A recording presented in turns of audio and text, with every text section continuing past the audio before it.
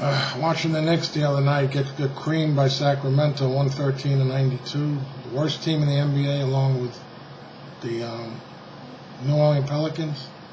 They had the Knicks to the mesh, and they got the three worst teams in the NBA. They are so pitiful to watch. It's beyond belief. I just came and watched, and it's completely unwatchable, as far as I'm concerned.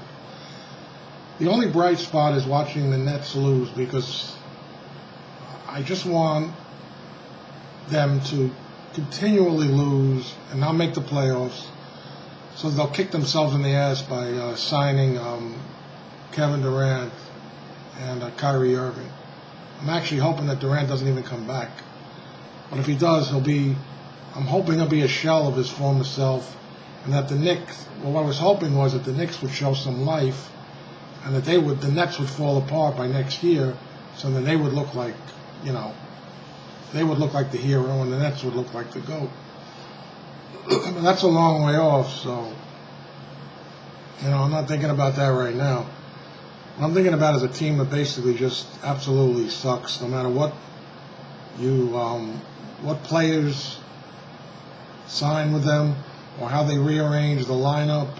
Like Fizdale says he's doing. Fizdale should be thrown out. I think he's a joke. This guy is he looks like a fucking cartoon character. He is not a real coach in my estimation. The sad part in this modern era is that the players are making so much money that the coach, can't lecture them like a dog like they do in college. You can't really say shit to them, honestly, because they're making maybe less than $1 million, and these guys are making $30 million. So these players could tell them to go fuck yourself and kiss my ass, okay? A lot of these guys that are playing on these losing teams, they don't give a shit because they're making so much money. So the other day, Durant was a guest on the First Take show with Stephen A. and his Motley crew. Those two are.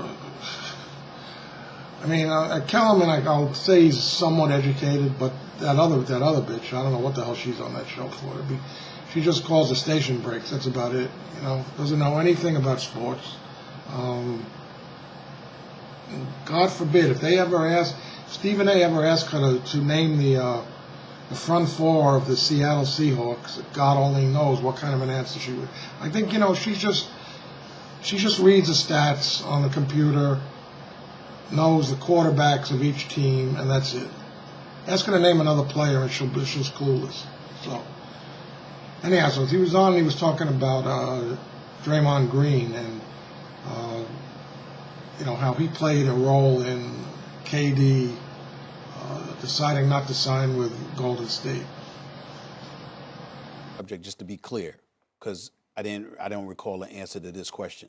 Did that play a role in you leaving Golden State? A little bit, yeah, for sure. Do you want to expand on that at all?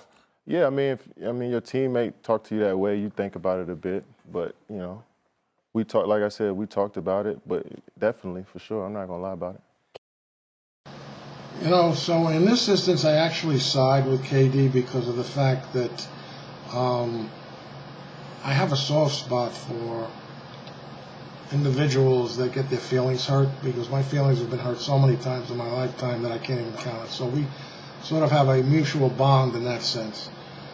So his response was, honestly, I really felt sorry for the guy. And if he was the ultimate reason why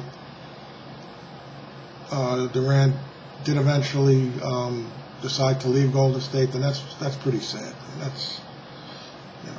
There's actually a tear in my right eye just poured out sparingly, but it was there.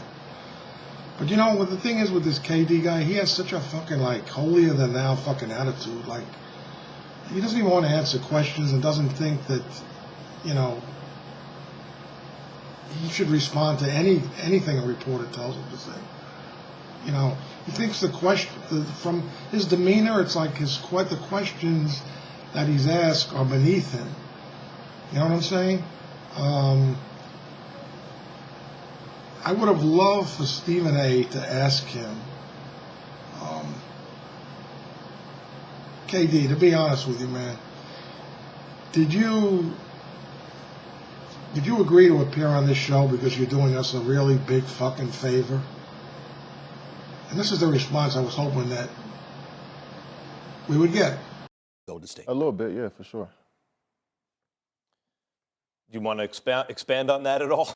And so then Max Kellerman, the magna cum laude grad, chimes in with one of his home run questions, asking KD if he thinks that his ultimate reason for signing with the Nets was to take them to another level. And here's what KD had to say, his response on that. Was going to Brooklyn at all related to that? Like, let me go somewhere to show what I can do to a team that doesn't have championship aspirations. No. I told you what my name was and who I am before. You know, you've seen what I've done. I don't have to prove to you that I can win the way you want me to. What about you? What about yourself? Prove to yourself. My job is to perfect my craft. That's what I do every single day, with or without championships. But isn't your part of your craft, it's not a one-on-one sport, it's a team sport. Isn't part of your craft at your level when you're being compared to LeBron James and Larry Bird and the best who ever played the position in game, et cetera, isn't part of it leading a group of guys to be more than the sum of their parts? I've been playing this game my whole life. I've mastered the team game. I've been in every situation, so I got a lot of experience. So no matter what's thrown at me at this point from all angles, from a leadership standpoint, just a player, from a defensive standpoint, offensive standpoint, I know how to do everything.